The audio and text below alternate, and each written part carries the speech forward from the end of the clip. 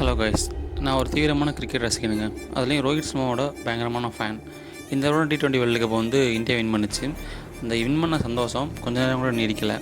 அதற்கு பிறகு ரோஹித் சர்மா தன்னுடைய ரிட்டையர்மெண்ட்டை இன்டர்நேஷ்னல் T20 ஃபார்மேட்லேருந்து அறிவிச்சிட்டாரு. அதன் பிறகு இந்தியன் கிரிக்கெட் டீம் ஒரு புது டீமை ஃபார்ம் பண்ணி ஜிம்பாப்வேக்கு அனுப்புகிறாங்க. அதில் அபிஷேக் சர்மான்ற ஒரு பிளேயர் டெபியூட் ஆகிறாரு. தன்னுடைய முதல் மேட்ச்சில் டக் அவுட் ஆகி வெளியே போகிறாரு. ரெண்டாவது மேட்ச்சில் பயங்கரமாக ஆடி 100 ரன் அடித்து மேன் ஆஃப் மேட்ச் வாங்குறாரு.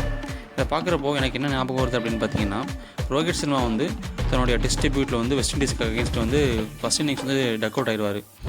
செகண்ட் இன்னிங்ஸில் 125 ரன் அடித்து மேன் ஆஃப் மேட்ச் வாங்குவார். அதாங்க எனக்கு ஞாபகம் வருது. ஓகே, நீங்கள் சொல்லுங்கள், இந்த அபிஷேக் சர்மா ரோஹித் சர்மாவோட இடத்த நிரப்புவாரா அப்படின்றத கமெண்ட்டில் சொல்லுங்கள். இந்த மாதிரியான இன்ட்ரெஸ்டிங்கான வீடியோஸ் பார்க்கறதுக்கு நம்மளுடைய சேனல் சப்ஸ்கிரைப் பண்ணுங்கள்.